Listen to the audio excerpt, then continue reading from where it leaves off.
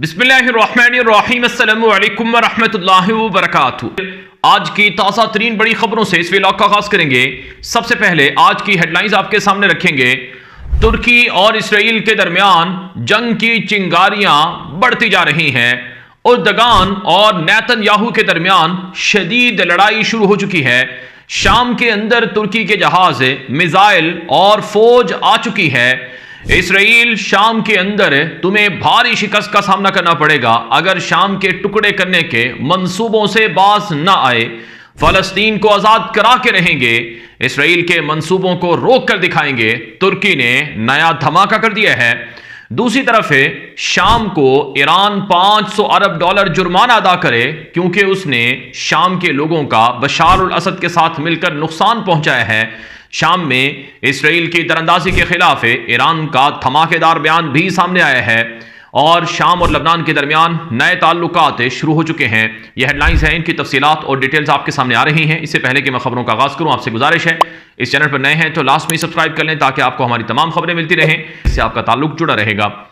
आगाज करेंगे आज की सबसे बड़ी खबर इस वक्त मेरे सामने है कि तुर्की और इसराइल कई महाजों पर आमने सामने आ चुके हैं।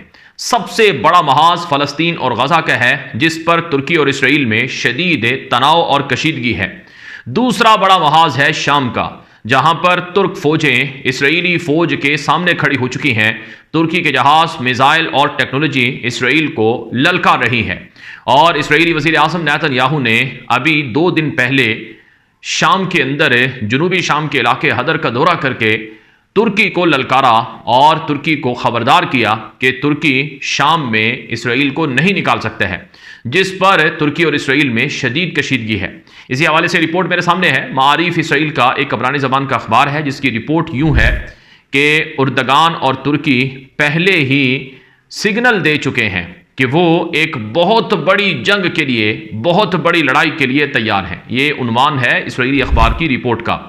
इस रिपोर्ट में बताया गया है कि तुर्की शाम में कुर्द अलहदगी पसंद ग्रुप SDF और YPG कस्द नामी जो ग्रुप्स हैं, इनको खबरदार कर चुका है कि वो अपने हथियार डालकर अपने आप को ख़त्म कर दें और शाम की फ़ौज में जम हो जाएं। अगर ऐसा नहीं हुआ तो तुर्की को खतरा है कि बागी कुर्द अलहदगी पसंदों के जरिए से शाम की तकसीम इसराइल करना चाहता है। इसलिए तुर्की इसराइल को इस अमल से रोकने के लिए कुर्द अलहदगी पसंदों के खिलाफ यानी कस्द नामी ग्रुप के खिलाफ बहुत बड़ी कार्रवाई करेगा। और इसराइली वज़ीर आज़म नेतन्याहू के हालिया शाम के दौरे से तुर्की को बड़ा गुस्सा आया है और तुर्की ने इसराइल से निमटने के लिए अब हंगामी बुनियादों पर शाम में कार्रवाइयाँ और कुव्वत बढ़ाना शुरू कर दी है। ये इसराइली अखबार मारिफ की रिपोर्ट का खुलासा है। नेतन्याहू ने अपने इंटरव्यू में ये बात कही है कि इसराइल तुर्की के साथ अमन चाहता है, लेकिन जो धमकी है, खतरा है, वो अब भी टला नहीं है। इस खतरे से हम निमटने के लिए अपनी कुव्वत और ताकत का इस्तेमाल जारी रखेंगे। इसके अलावा नाज़रीन इकराम, एक और इसराइल का हामी मिडिल ईस्ट फोरम नामी मीडिया है जिसकी वेबसाइट पर एक मजमून रिपोर्ट छपती है कि तुर्की एक स्ट्रेटेजिक प्रॉब्लम है यूनाइटेड स्टेट्स यानी अमेरिका के लिए और इसी तरह से इसराइल के लिए। और जो हालिया दिनों में जो ताल्लुकात अमेरिका और तुर्की के दरमियान बहाल हुए हैं, बेहतर हुए हैं, इनसे नुकसान होगा अमेरिका को और इसराइल दोनों को। तुर्की के जो लीडर्स हैं वो हमास के लीडर्स को बुलाते हैं, उनके साथ मुलाकातें करते हैं और उनको इसराइल के खिलाफ मुख्तलिफ तरह के मंसूबों में मदद या हिमायत करते हैं। ऐसे तुर्की के साथ अमेरिका को ताल्लुकात नहीं रखने चाहिए और ये बहुत बड़ा खतरा है इसराइल के लिए भी और मशरिक़ वस्ता के लिए भी। नाज़रीन इकराम, इस वक्त तुर्की की 10,000 से ज़ायद फौजें शाम के अंदर मौजूद हैं। तुर्की ने अपने जंगी जहाज़ और ड्रोन्स भी शाम के अंदर डिप्लॉय कर दिए हैं और तुर्की के फौजी टैंक्स और फौजी गाड़ियाँ और ड्रोन्स भी मुसलसल शाम के अंदर परवाजें कर रहे हैं। शामी फ़ौज को भी भरपूर अंदाज में ट्रेन किया गया है तुर्की की तरफ से और तुर्की इस वक्त इसराइल के अहदाफ और खुफिया अज़ाइम के रास्ते में रुकावटें खड़ी किए हुए है। याद रहे, तुर्की के खिलाफ इसराइल ने शाम के जनूब में कई जगहों पर चेक पोस्टें बना रखी हैं। कुनैतरा एक जगह है, वहां पर एक ताज़ा इलाके में घुसकर इसराइल ने चेक पोस्ट बनाई है और इसी तरह से दुरूज अलहदगी पसंदों के इलाके सुवेदा के अंदर भी शाम की मुदाखलत बढ़ रही है और इसराइल शाम के कुर्द अलहदगी पसंदों को अलहदा करना चाहता है। और यही नहीं, शाम में मुख्तलिफ कबाइल और मुख्तलिफ जो अकलियतें हैं उनका नाम लेकर शाम में इसराइल इंतशार फैला रहा है, तुर्की का ये मौक़िफ़ है। इसी हवाले से आज की एक और बड़ी खबर है, तुर्की के नायब वज़ीर ख़ारजा हैं जो शाम और दमिश्क के हवाले से मुतय्यन सफ़ीर भी हैं।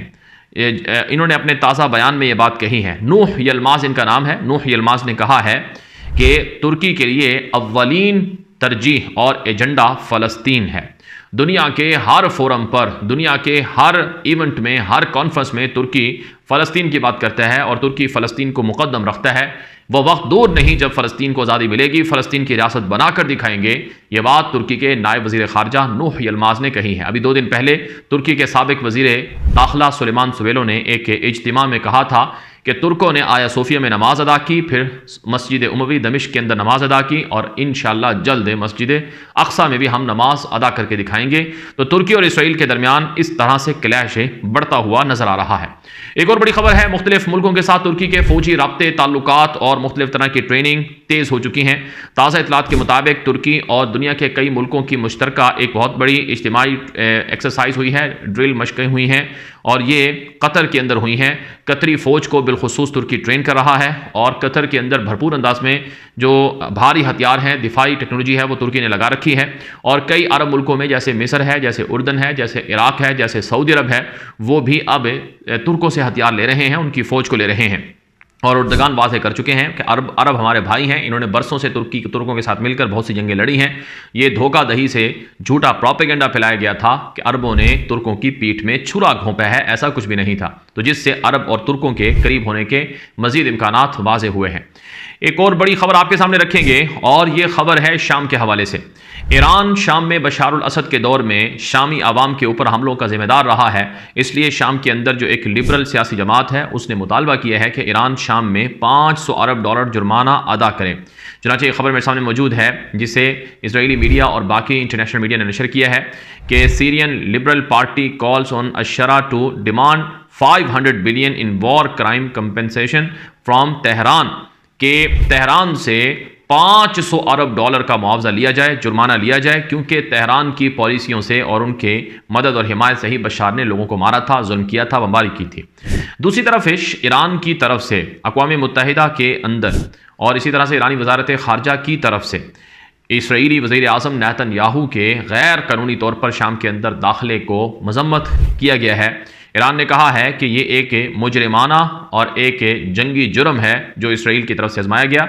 शाम की वहदत और शाम की तकसीम के ख़िलाफ़ हैं, शाम में इसराइल के हमलों के ख़िलाफ़ हैं, शाम में इसराइल की दरअंदाज़ी के ख़िलाफ़ हैं। बाज़ राय बताते हैं कि पसे पर्दा शामी हुकूमत के साथ ईरान के राबते बहाल होते हुए नज़र आ रहे हैं जो सऊदी अरब, तुर्की और कतर की वसातत से हो रहे हैं। एक और बड़ी खबर है, यूनान तुर्की के ख़िलाफ़ महाजराई जारी रखे हुए है। यूनानी बहरिया ने एक नया नक्शा जारी किया है जिसमें तुर्की की बहरिया के और तुर्की के समुद्री इलाकों पर कब्जा दिखलाया गया है। यूनान तुर्की का रिवायती हरीफ है और यूनान को इसराइल सपोर्ट करता है। यूनान और कब्रस 2 हैं जिनमें इसराइल ने अपनी फौज, असलहा, हथियार पहुंचाए हैं। जैसे तुर्की इसराइल को घेर रहा है हथियारों से, ऐसे ही यूनान के अंदर इसराइल अपने हथियार भेजकर तुर्की की सरहदों में अपनी ताकत कुव्वत बढ़ाकर तुर्की को परेशान कर रहा है। तो यूनान को धमकी दी है तुर्की ने और कहा है कि यूनान गलत नक्शे जारी करके तुर्कों की जमीन पर कब्जा करने की जरूरत ना करे, इसकी भारी कीमत अदा करना पड़ सकती है। शाम के हवाले से एक और बड़ी खबर है कि लबनान और शाम के दरमियान राबते हुए हैं। लबनानी हुकूमत के नायब सदर ने दौरा किया है दमिश्क का।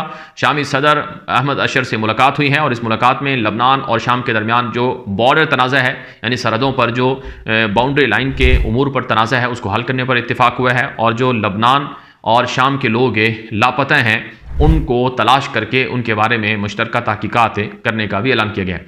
याद रहे माजी में लबनान के जंगजू शाम में आकर लड़ा करते थे और शाम और लबनान के दरमियान बरसों से लड़ाइयाँ रही हैं, लेकिन अब शाम और लबनान के दरमियान ताल्लुकात बहाल होते हुए नजर आ रहे हैं और इसराइल के लबनान पर हमले बदस्तूर जारी हैं और इसराइल क्लेम करता है कि शाम की सरजमीन से लबनान में हिजबुल्लाह जंगजुओं को असलहा मिल रहा है और ईरान पसे पर्दा शाम के अंदर से हिजबुल्लाह को असलहा पहुंचा रहा है, जिसे शामी हुकूमतें मुस्तरद कर दिए हैं।